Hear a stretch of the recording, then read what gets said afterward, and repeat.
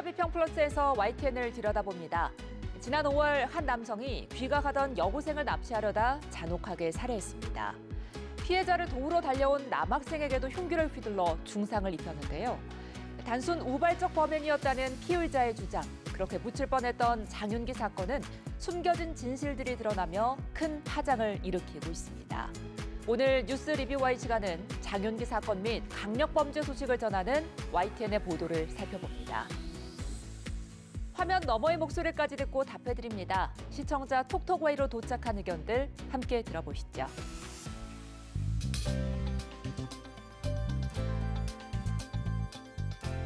시청자 여러분 안녕하십니까? 윤보리입니다.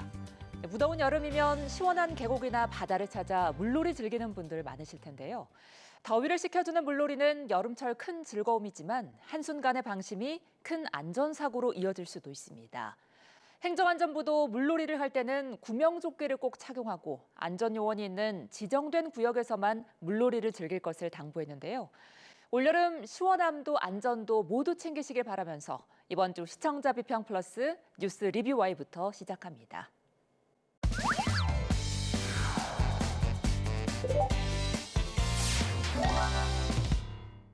오늘 뉴스 리뷰와의 시간, YTN이 전한 장윤기 사건 및 강력범죄 보도를 살펴보겠습니다. 함께 이야기 나눌 두 분 모셨습니다. 먼저 김은정 시청자 평가원입니다. 이동호 해설위원실장입니다.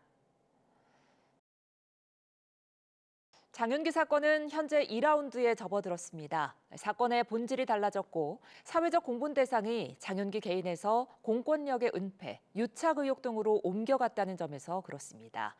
이런 변화로 초기 보도와 지금의 보도 축도 크게 달라졌는데요.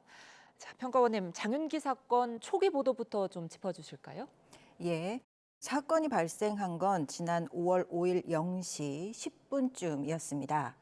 그로부터 2시간쯤 뒤 귀가하던 여고생이 흉기에 찔려 숨지고 이 여학생을 도우려던 남학생도 다쳤다는 첫 보도가 나왔습니다. 오늘 새벽 광주에서 길 가던 여고생이 괴한이 휘두른 흉기에 찔려 숨졌습니다. 경찰은 범행 직후 달아났던 용의자를 조금 전 붙잡아 조사하고 있습니다. 새벽 시간에 귀가하던 여고생에게 흉기를 휘둘러 살해한 피의자의 신상 정보가 공개됐습니다. 지금 보시는 것처럼 23살 장윤기입니다. 이후 지난 7월 2일에는 장윤기의 아버지가 성범죄 목적 살인 혐의를 뒷받침할 핵심 증거 일부를 폐기한 사실이 드러났다고 전하는데요. 장윤기 아버지는 경찰 간부급으로 아들 범행 이후 현재 휴직 상태인데요. 장윤기 아버지는 집에 있던 이른바 리얼돌로 불리는 성인용 인형을 폐기한 것으로 드러났습니다. YTN에서는 이후 본격적으로 관련 사건에 대한 보도량과 해설 대담을 늘렸습니다. 네, 계획적인 성범죄였다는 정황이 처음 드러난 데다가 현재 경찰 간부인 아버지가 사건을 은폐하려고 했다는 게 참 충격적이었습니다. 계속해서 경찰 조직 내 유착 의혹까지 불거졌는데요. 사건의 본질이 바뀌었고 또 사회적 공분의 대상도 이동한 만큼 집중해서 좀 다각도로 다룰 수밖에 없는 이슈가 된 거죠. 예, 그렇습니다. YTN은 사건 초기부터 수사와 재판 진행 과정을 따라가면서 현장 취재를 통해서 보도와 해설을 이어오고 있는데요. 해당 사안을 사건, 사고 단신으로만 다루지 않고 후속 취재와 해설을 통해서 시청자들이 사건의 실체와 맥락을 이해할 수 있도록 기능하고 있다. 이렇게 볼 수 있겠습니다.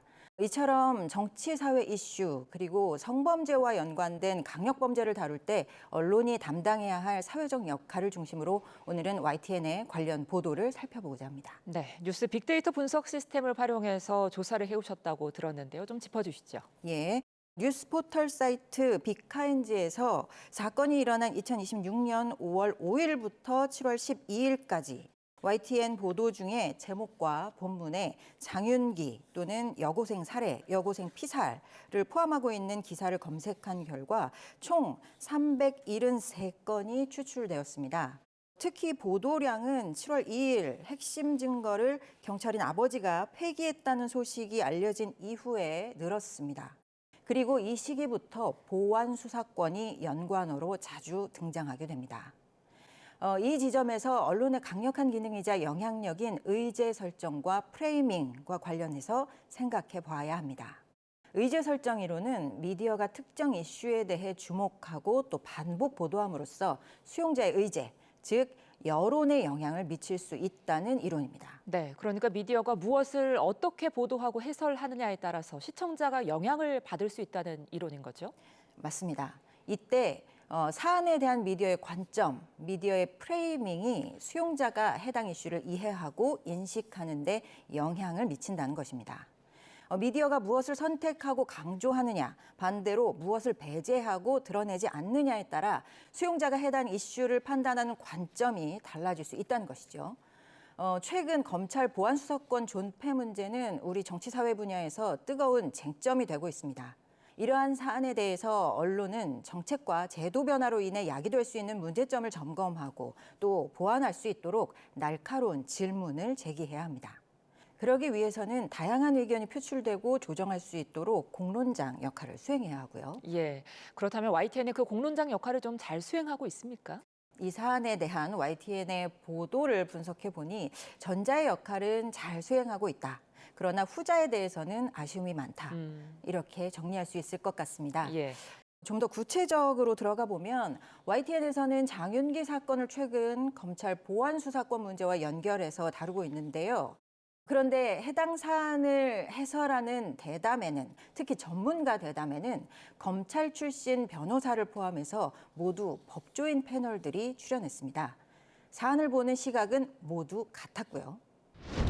피의자의 가족이 경찰이었기 때문에 경찰 내부적인 그런 문제가 발생했다라는 점에서 상당히 특수한 사건이다, 사례다라고 이야기는 할 수 있지만 어쨌든 지금 보안 수사권이 논의가 되고 있는 과정에서 특히나 이 보안 수사권의 필요성을 주장하는 입장에서는 상당히 긍정적인 대표적인 예시가 되지 않나라는 생각이 듭니다. 보안 사건 폐지를 앞두고 경찰이 불리한 위치에 놓일까 우려해서 아버지가 현직 경찰이라는 점을 굳이 언급할 필요가 없다라는 정도의 지시사항과 구체적으로 증거인멸에 경찰이 나선다든지 중요한 수사의 기밀을 부친에게 알렸다라는 것은 우리가 명백히 구분을 해서 접근해야 되는 차원이다라는 점을 좀 분명히 우리가 봐야 될 것 같습니다.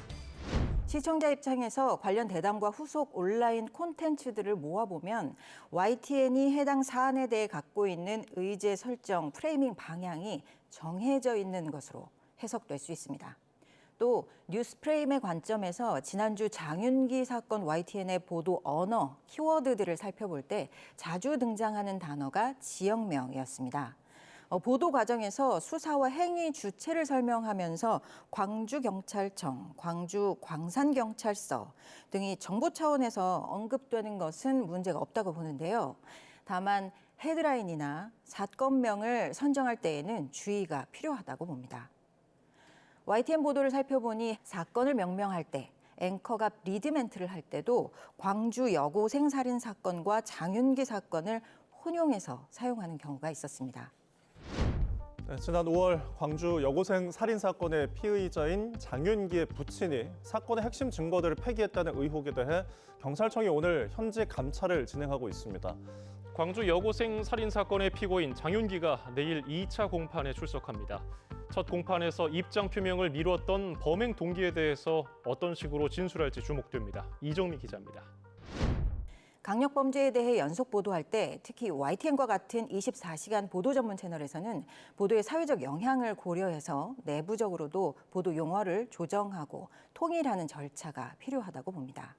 이처럼 사건, 사고를 보도할 때 미디어 프레임의 관점에서 해당 사건을 어떻게 명명하고 헤드라인을 뽑을지 언론사에서도 고민이 될 것으로 보입니다. 우리 언론은 관행적으로 사건, 사고가 일어난 지역명을 범죄 행위 앞에 붙여서 사안을 명명하고 구분하는 경우가 많은데요. 이 경우 의도치 않게 지역 혐오 정서로 연결될 우려가 있습니다. 그래서 여쭤보고 싶은데요. 사건, 사고에 어떤 용어를 사용하는지 또 초기 프레이밍을 어떻게 하는지가 그 사건을 어떻게 받아들일지를 결정하는 데 큰 영향을 미칩니다. 범죄에 대해서 명명하고 사건 관련 헤드라인을 뽑을 때 일관성 있게 적용하는 YTN 내부에 가이드라인이 있는지 궁금합니다. 네, 지금 말씀하신 것처럼 언론 보도에서 이제 사건과 사고에 대한 명명과 프레임이 사회적 인식에 미치는 영향은 이제 대단히 크다고 할 수 있겠는데요. 따라서 지역명 기반의 명명이 초래할 수 있는 낙인 효과나 혐오 조장 가능성에 대한 우려는 미디어 윤리 측면에서도 매우 중요한 지점이라고 할 수 있겠습니다. YTN을 비롯한 대부분의 주요 방송사는 범죄 보도와 인권 보호에 관한 보도 준칙과 제작 가이드라인을 가지고 있습니다. 우선 피의자의 신상을 특정하거나 또 과도하게 부각하는 명칭을 지향하고 있고요. 특정 지역이나 또 성별, 인종, 종교 등에 대한 편견을 강화하거나 또는 혐오를 유발할 수 있는 표현을 사용하지 말 것을 좀 강조하고 있고요. 지역명 결합 방식에 대해서는 최근 언론계 내부에서도 문제의식이 높은 상황인데요. 무슨 동 사건, 무슨 지역 범죄와 같은 명명은 해당 지역 전체를 위험한 곳으로 낙인 찍거나 또 지역 주민들에게 집단적인 피해를 줄 수 있다는 점을 충분히 인식을 하고 있습니다. 따라서 최근에는 지역명을 직접 결합하기보다는 사건의 성격을 중심으로 명명하는 방향으로 이제 변화하고 있는 상황인데요. 보도 현장에서 헤드라인을 구성할 때 우선시하는 기준은 다음과 같습니다. 지역이나 가해자 중심의 명명보다 사건의 본질적인 원인이나 피해 방지를 위한 제도적 맥락을 담기 위해서 노력하고 있습니다. 사건의 충격성을 극대화하기 위한 자극적 장명을 지향하고요. 수사 당국의 공식적인 명칭이나 사안의 핵심 범죄 유형을 사용하고 있습니다. 특정 지역을 명시해야 할 필수 불가결한 사유가 없다면 불필요하게 지명을 헤드라인에 넣지 않는 것이 권장되고요. 시청률이나 이제 클릭수가 중요한 환경인 상황에서 이용자들의 시선을 끌기 위해서 지역명이나 자극적인 프레이밍이 유혹적으로 느껴질 수 있다는 점을 실무자들도 잘 알고 있는데요. 이 때문에 윤리적 보도와 클릭을 유도하는 보도 사이에서 끊임없는 충돌이 발생하는 것이 현실이라고 할 수 있겠습니다. 이 같은 상황에서 시민사회와 학계의 모니터링이 매우 중요한 역할을 하고 있다. 이런 점 말씀드리겠습니다. 네, 낙인 효과나 혐오 주장을 지향하는 YTN의 보도 준칙 그리고 제작 가이드라인 설명까지 들어봤습니다. 자, 이어서 YTN의 장윤기 사건 보도를 접하면서 또 우려되는 점이 있으셨다고요? 예. 장윤기 아버지가 폐기한 것으로 알려진 성인용 인형에 대한 명명과 자료 화면 사용입니다. 해당 사안을 전달하면서 YTN 보도와 해설 대담에 여러 차례 등장했습니다. 사건 내에서는 이미 폐기 처리된 증거였는데요. 보도에서는 자료 화면을 사용해서 이미지를 재현했습니다. 굳이 이러한 자료 화면이 필요했을까 우려되는 부분이 있었습니다. 성인용 인형 실물은 결국 경찰이 촬영한 영상 등 자료만 재판의 증거로 제출됐습니다. 경찰은 인형에서 채취한 장 씨의 유전자 정보와 감식 보고서, 훼손 상태를 촬영한 동영상 등을 확보했기 때문에 실물을 압수할 필요성은 없었다고 밝혔습니다. 2012년 한국기자협회와 국가인권위원회가 함께 제정한 성폭력 범죄보도 세부 권고 기준 실천 요강 3항에서는 언론은 가해자 중심적 성관념에 입각한 용어 사용이나 피해자와 시민에게 공포감과 불쾌감을 주고 불필요한 성적인 상상을 유발하는 표현을 사용하지 않는다. 또 9항에서는 특히 삽화, 그래픽, 지도 제공이나 재현 등의 신중을 기한다고 명시하고 있습니다. 강력범죄, 특히 성범죄와 관련된 강력범죄는 그 자체만으로도 선정적입니다. 그래서 이러한 사안을 보도할 때는 선정성의 사건의 본질이 흐려지지 않도록 표현과 영상 자료 사용에 각별히 유의해야 합니다. 이 부분에 대해서는 이미 여러 차례 문제 제기가 되어서 언론 자율 규정도 잘 마련되어 있습니다. 강력범죄를 선정적으로 다루게 되면 특히 아동 청소년에게 부정적 영향을 줄 수 있고요. 또 보도 매체의 신뢰성에도 직접적으로 영향을 미칠 수 있습니다. 이 때문에 몇몇 언론사에서는 범죄 사건을 다루는 언론사 내부 지침을 만들었다고 들었습니다. YTN에도 강력범죄, 특히 성범죄와 연관된 강력범죄를 다루는 내부 지침 혹은 제작진이 공유하고 있는 어떤 기준이 있는지 궁금합니다. 예, 그 성범죄를 비롯한 이제 강력범죄를 보도하는 데 있어서 선정성을 배제하고 사건의 본질에 집중하는 것은 그야말로 이제 언론이 이제 해야 할 가장 큰 핵심적인 사안이라고 볼 수 있겠는데요.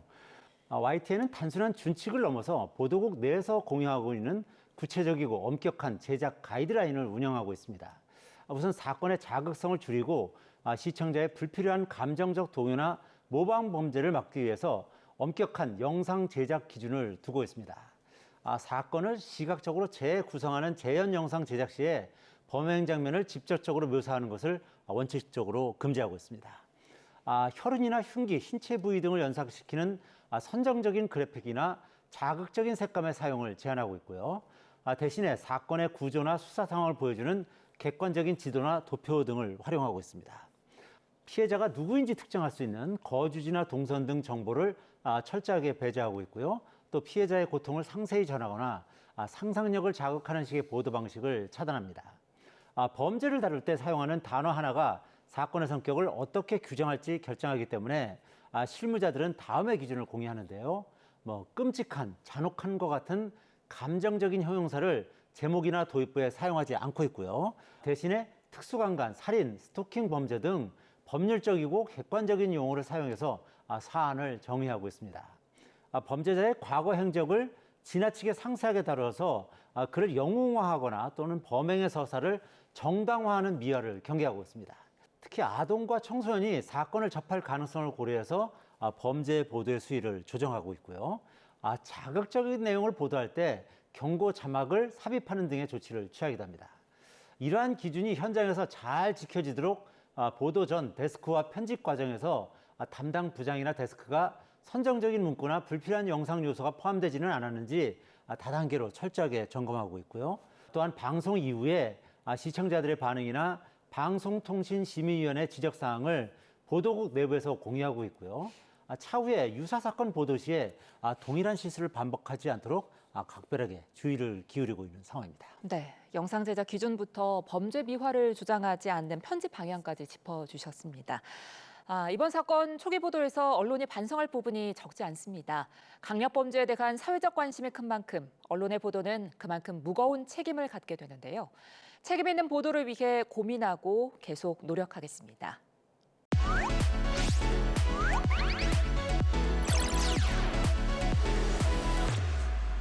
시청자의 알 권리와 보도의 가치 향상을 위해 노력한 방송을 꼽아보는 디딤돌 뉴스 시간입니다.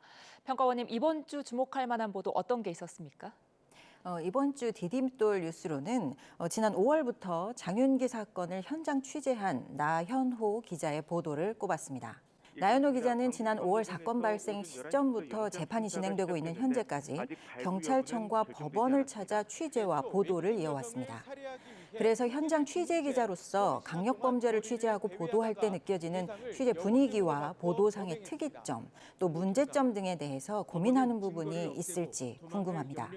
최근 민감한 사안에 대해서 취재 보도할 때 보도 용어나 또 영상 사용에 있어서 특별히 유의하는 부분이 있는지도 궁금합니다. 네, 장윤기 사건 발생 초기부터 재판에 이르기까지 현장 취재를 통해 사건의 흐름을 꾸준히 전해온 보도였는데요. 강력범죄를 취재하는 현장에서는 어떤 점을 가장 고민하게 되는지, 또 민감한 사건을 보도할 때 언론이 지켜야 할 원칙은 무엇인지 나현호 기자를 만나 자세한 이야기 들어봤습니다. 지금 바로 확인해 보시죠. 사건을 크게 두 덩어리로 나눠볼 수 있을 텐데요. 첫 부분이 사건 발생과 장윤기 체포 구속이었다면 두 번째 부분은 경찰의 부실 혹은 봐주기 수사와 관련한 논란입니다. 특히 최근 두 번째 국면에서 나타난 초동 수사를 담당했던 경찰의 여러 수사상 잘못된 점이 속속 드러나고 있는데요. 우선 장윤기의 아버지가 현직 경찰관인데 아들의 성범죄 목적 범행을 입증할 증거물을 훼손하거나 없애버렸지만 형법상 친족 간 특례에 따라서 처벌되지 않았습니다. 또 다른 점은 여고생이 희생된 사건의 진실을 밝혀야 할 광산경찰서 강력팀장이 도리어 범행 증거물을 은닉하고 뭉개버려서 큰 논란이 됐습니다. 경찰의 이러한 수사상 잘못된 점이 논란이 되면서 검찰의 보안수사권 폐지를 둘러싼 논란까지 확산하고 있습니다. 아무래도 강력사건을 취재하다 보면 끔찍한 장면을 많이 봅니다. 혈흔은 물론이고요. 이 범행 장면이나 때로는 잔혹한 모습이 담긴 CCTV 영상을 확보하기도 합니다. 그런데 이런 영상이 있다고 해서 쓸 수는 없습니다. 끔찍하거나 잔혹한 장면은 충격을 줄 수 있어서 사용하지 않고 있습니다. 어쩔 수 없이 써야 한다면 두껍게 모자이크 처리를 해서 사용을 하고 있습니다. 영상뿐만 아니라 기사 작성도 마찬가지입니다. 특히 범행 장면을 묘사하거나 표현하는 것을 최대한 지양하고 있는데요. 모방 범죄의 위험이 있기 때문입니다. 아울러 강력 사건에는 피해자가 존재하는데요. 늘 2차 가해에 대한 우려를 고려하고 있습니다. 특히 가해자에 대한 불필요한 동정론이 생길 수 있는 서사는 지양하고 있고요. 또 피해자나 가족의 개인 정보 등이 유출되지 않도록 조심하고 있습니다. 피해자와 유족에게 트라우마로 남을 만한 자극적인 제목을 쓰는 것도 조심하고 있습니다. 그럼 오늘 뉴스 리뷰와이 마무리해 보겠습니다. 두 분 오늘 말씀 잘 들었습니다. 고맙습니다.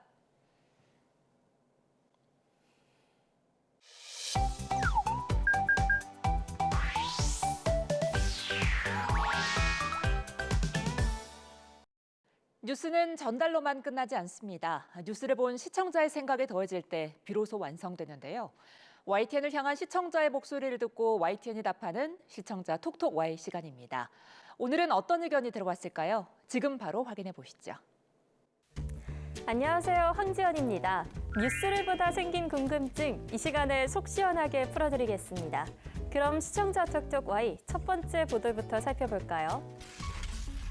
현지 시간 8일 아침 7시 37분 필리핀 민다나오 섬 남코타바토주 제너럴 산토스시에서 남쪽으로 약 60km 떨어진 곳에서 규모 7.8의 강진이 발생했습니다. 지금까지 100여 명이 숨지거나 다쳤는데 피해는 더 커질 가능성이 있습니다. 필리핀은 불의 고리로 불리는 환태평양 지진대에 있어 세계적으로 지진이 잦은 나라로 꼽힙니다. 규모 7.8의 강진이 필리핀 남부를 강타해 수많은 사상자가 발생한 소식 전했는데요. 지진의 배경을 간단히 설명했는데 불의 고리 특성과 과거 지진 사례 등을 더했다면 충분한 설명이 됐겠다는 시청자 의견이 있었습니다. 지난달 8일 필리핀에 규모 7.8의 강진이 발생해 수많은 피해가 발생했습니다. 필리핀 화산지진 연구소에 따르면 규모 6.7의 강력한 여진을 포함해 약 2천여 차례의 여진이 이어졌는데요. 계속되는 여진으로 수색과 구조 활동에도 어려움을 겪고 있는 가운데 국제사회는 잇따라 지원 의사를 밝히기도 했습니다. 이렇게 필리핀에서 발생한 강진은 이번이 처음이 아니라고 하는데요. 이번에 지진이 발생한 민다나오 섬 남부 해역은 과거에도 막대한 인명피해가 났던 곳입니다. 1976년 8월 이곳에서 일어난 규모 8.0 지진은 필리핀 현대사에서 가장 뼈아픈 재난으로 기록됩니다. 당시 강력한 쓰나미가 섬 해안을 강타하며 7천여 명의 목숨을 앗아갔는데요. 2025년 10월에는 민다나오 앞바다에서 규모 7.5에 달하는 강진이 연이어 터지며 해안가 주민 전체를 대상으로 광범위한 긴급 대피령이 발효되기도 했습니다. 그렇다면 필리핀에서 이렇게 지진이 자주 발생하는 이유는 무엇일까요? 필리핀은 이른바 불의 고리로 불리는 환태평양 지진대에 속해 있습니다. 태평양판을 비롯한 거대 해양판이 필리핀 지각 밑으로 깊숙하게 파고드는 구조인데요. 동쪽 해안을 따라 해구가 발달해 대형 강진과 화산 분화가 빈발하는 환경이 형성됐습니다. 이처럼 필리핀은 지진도 잦으면서 매년 약 20개의 태풍과 열대성 폭풍까지 지나가는 세계 최고 수준의 재해 취약국이기도 합니다. 다음으로 두 번째 시청자 궁금증은 무엇일지 보도 먼저 확인해 볼까요? 한 온라인 광고에 성형외과 전문의가 등장해 10년 어려지는 비법을 말합니다. 들어가 있다는 화학물질을 언급하며 그 특징을 자세히 설명하니 새삼 전문성마저 느껴집니다. 누구나 귀가 솔깃해지지만 사실 이 의사는 인공지능 AI로 만든 가짜 의사였습니다. 더구나 이들이 판매하는 제품 역시 약이나 건강기능식품이 아니었고 비타민C와 효모 등을 넣어 만든 일반 식품에 불과했습니다.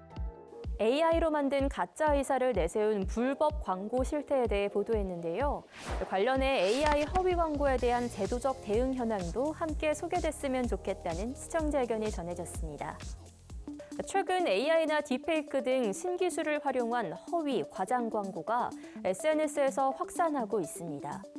AI 기술이 진화하며 소비자의 오인 가능성이 높아지고 디지털 정보의 특성상 SNS를 통한 확산도 빠르게 이뤄지고 있는데요. 기존에는 AI 생성물 게시자에 대한 표시 의무가 충분하지 않고 AI 허위, 과장 광고의 정의도 없었다고 합니다.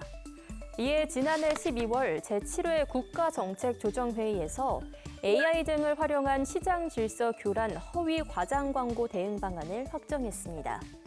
여기서 각 부처별로 대응 방안을 살펴볼 수 있는데요. 먼저 방송미디어통신위원회는 광고 제작 게시자가 사진, 영상 등 콘텐츠가 AI로 만들어졌음을 의무적으로 표시하도록 하는 제도를 도입했습니다.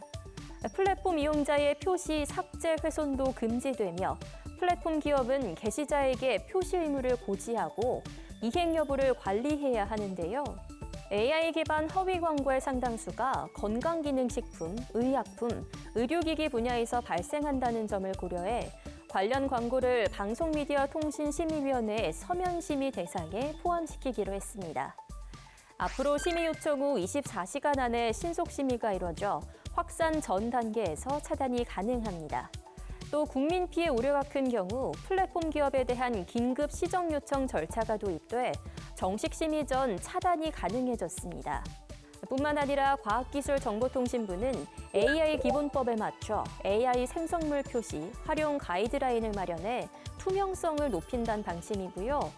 공정거래위원회와 식품의약품안전처는 AI가 생성한 전문가, 의사 이미지로 제품을 추천하는 광고는 명백한 소비자 기만이라는 판단 기준을 명확히 했는데요. 식품의약품안전처는 소비자 기만 광고 행위에 대해 온라인 모니터링, 행정조사, 수사로 이어지는 3중 감시 체계를 지속 운영해 철저하게 단속하고 조치한다고 합니다. 오늘 마지막 주제에 대한 시청자 의견 이어서 확인해 볼까요?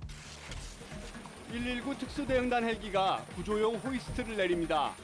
잠시 뒤 네덜란드 국적 20대 여성이 무사히 헬기로 올라옵니다. 설악산을 찾은 외국인 등산객으로부터 구조 신호가 들어온 건 평일 새벽 시간. 회운각 인근 험준한 산악 지역에서 발목을 접질러 걸을 수 없다는 신고였고 헬기 구조 후 병원으로 이송했습니다. 설악산에서 반복되고 있는 산악사고와 구조 상황을 다룬 보도였는데요. 관리당국의 특별한 대응 방안이나 등산객 안전수칙 등 예방적 정보가 보강됐다면 시청자에게 유용했겠다는 의견이 있었습니다. 최근 등산객이 늘어나며 산악사고 건수도 함께 늘어나고 있는데요. 최근에는 명소로 꼽히는 산의 내국인뿐만 아니라 외국인 방문자도 늘면서 안전한 산행을 위한 다양한 안내가 필요한 실정이라고 합니다. 국립공원공단은 증가하는 외국인 탐방 수요에 대응해 외국인 대상 탐방 서비스를 확대하는데요. 여행 계획 단계에서 국립공원 방문을 유도하기 위해 유튜브 영문 영상 등 온라인 홍보를 강화하고 국립공원 연계 관광 상품을 확대합니다. 뿐만 아니라 등산화 및 등산 스틱 등이 포함된 안전 배낭을 대여해주고 인공지능 기반 다국어 안내도 실시하는데요. 아울러 외국인 대상 탐방 프로그램을 통해 외국인도 편리하게 국립공원을 체감할 수 있는 환경을 조성한다고 합니다. 특히 국립공원 안전장비 무료 대여는 내외국인 관계없이 전국 20개 산악형 국립공원에서 이용할 수 있다고 하니 알아두면 좋겠네요. 안전한 산행을 위한 산악사고 대처 방법도 알려드릴게요. 먼저 본인의 체력에 맞는 산행 코스를 선택해야 하며 몸에 무리가 느껴질 경우 즉시 하산할 것을 권고합니다. 특히 출입이 통제된 구역이나 위험 구간에는 절대 진입해서는 안 되겠죠. 탐방로 정보는 국립공원공단 누리집에서 실시간 탐방로 통제 정보를 통해 확인할 수 있습니다. 또 산행 중 긴급 사고가 발생할 경우 119에 신속히 구조를 요청해야 하는데요. 하지만 산속에서는 자신의 정확한 위치를 파악하기 어려운 경우가 많죠. 이럴 때 국가지점 번호판을 활용하면 유용합니다.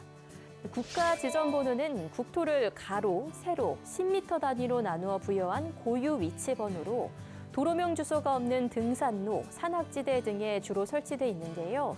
응급 상황 발생 시 경찰이나 소방 측은 신고자의 정확한 위치 정보를 확인할 수 있어 구조 시간을 크게 줄일 수 있습니다.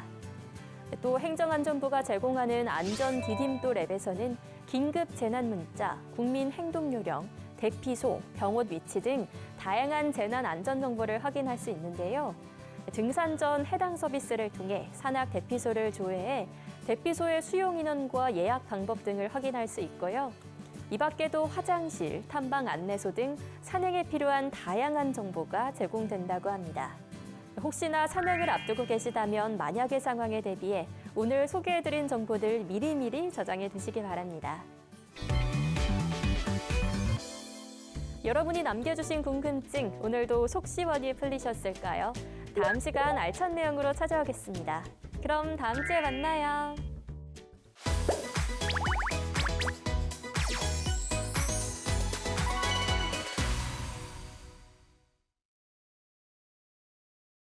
안녕하십니까.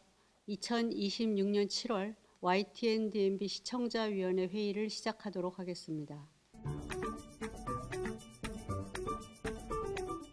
콩에 대한 효능과 특징에 관한 정보는 자주 접했기 때문에 정보는 새롭지 않았습니다. 그런데 익숙한 사물을 다른 관점에서 바라보면 놓치고 있던 의미를 발견하게 됩니다. 다큐스토리는 주제인 콩을 문화적 관점에서 접근하면서 익숙한 정보에 새로운 의미를 더해 주었습니다.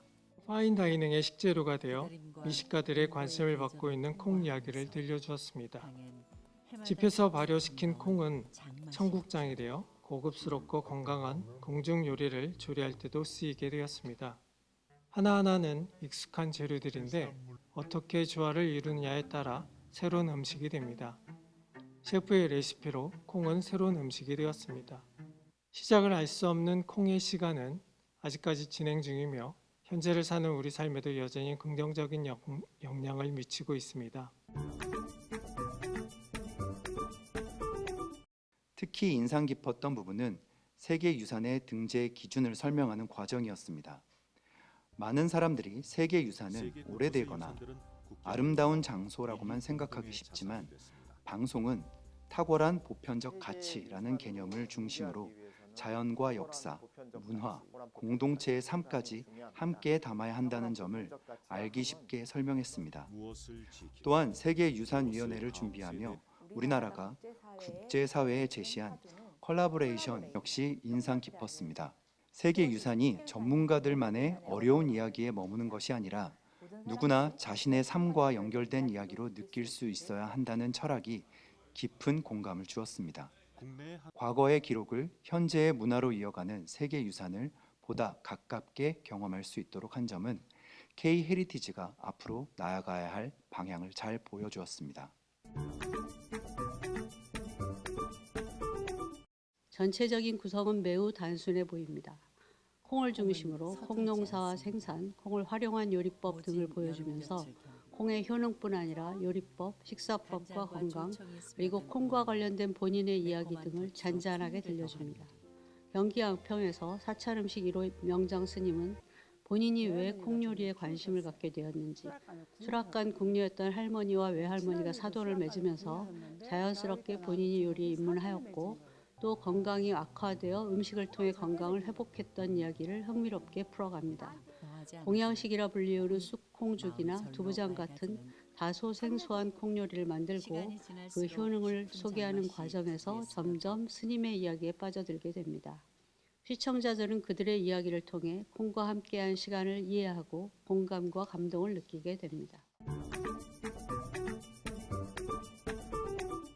방송은 거시 경제 지표에만 머무르지 않고 시스템 붕괴로 인해 직접 타격을 입은 피해자의 목소리를 생생하게 담아내 사태의 심각성을 더했습니다. 경영 부실 책임을 떠안은 지방농협조합원을 다루고 있습니다. 그는 부실 대출 여파로 인해 배당금을 받지 못했고 사업 준비금까지 삭감당하는 피해를 입었습니다. 인구 2만 5천 명의 작은 군 지역에서 수백억 대 손실이 발생하는 방만한 자금 운용 대가가 고스란히 영세 농민에게 돌아가는 현실은 책임 경영 실종을 적나라하게 보여줍니다. 방송이 어렵고 복잡한 부동산 PF와 제2금융권 부실이라는 주제를 서민들의 삶과 연결지어 쉽게 설명한 것은 칭찬할 만하다고 생각됩니다. 자연유산과 문화유산의 아름다움을 영상으로 보여주려는 제작진의 노력이 돋보였다 생각합니다. 공중 촬영, 근접 촬영 등의 다양한 촬영 기법들을 활용하고 자연의 색감을 고려한 촬영 시기의 선택도 눈에 띄었습니다. 여기에 해외 문화유산은 생성형 AI 영상을 활용하기도 하였습니다. 이렇게 아름다운 영상으로 시청자들이 세계의 유산들을 더욱 가깝게 느끼고 더욱 아름답게 보존해야겠다는 생각을 가지게 되기를 바랍니다. 사찰에서 콩은 단순한 재료를 넘어섭니다.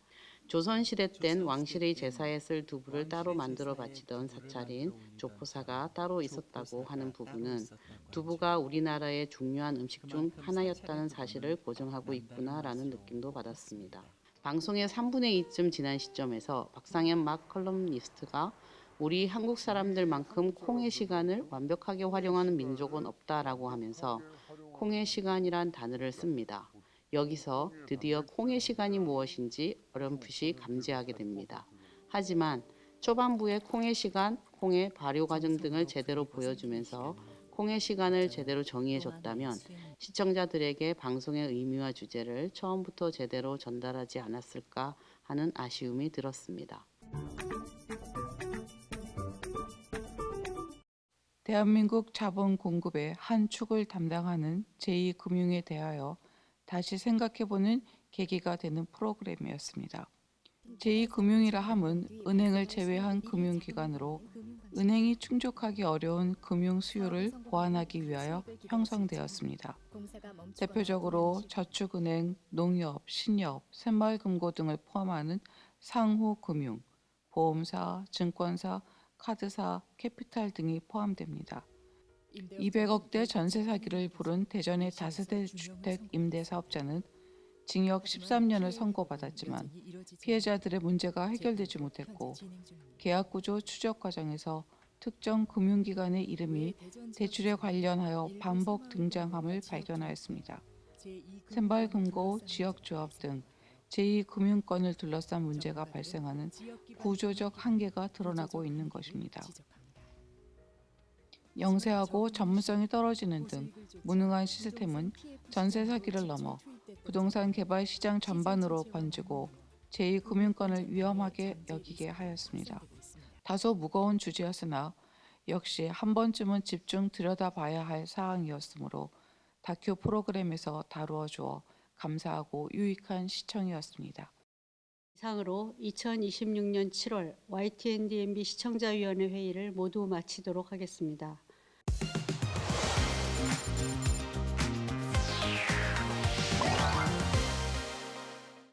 YTN의 보도를 되짚어보는 데 있어 시청자 여러분의 목소리는 중요한 기준이 됩니다. 방송에 대한 여러 의견들 SNS와 홈페이지를 통해 남겨주시고요. 시청자 비평 플러스는 다음 주 보다 깊이 있는 시선으로 찾아뵙겠습니다. 시청해주신 여러분 고맙습니다.